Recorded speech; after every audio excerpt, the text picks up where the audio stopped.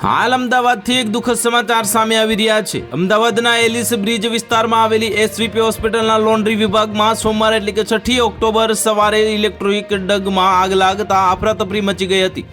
આ ઘટનાની જાણ થતાં જ ફાયર વિભાગની ટીમ તાત્કાળ ઘટના સ્થળે પહોંચી હતી અને આગ પર કાબુ મેળવ્યો હતો।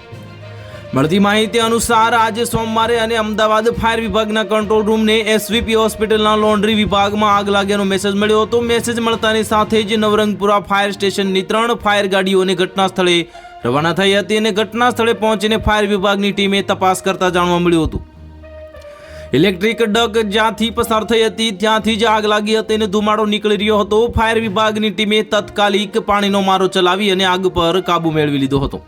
એસવીપી હોસ્પિટલનો આગ લાગી હોવાના મેસેજ મળતાની સાથે જ એડિશનલ ચીફ ફાયર ઓફિસર અને ડિવિઝનલ ફાયર ઓફિસર સહિતના ઉચ્ચ અધિકારીઓ ઘટના સ્થળે દોડી ગયા હતા અને આગના કારણે જ અંગે તપાસ શરૂ કરી હતી અને આગના પગલે લગભગ 30 મિનિટ સુધી એટલે કે અડધો કલાક હોસ્પિટલના બિલ્ડિંગમાં લોકોની અવરજવર પર પ્રતિબંધ મૂકી દેવામાં આવ્યો હતો।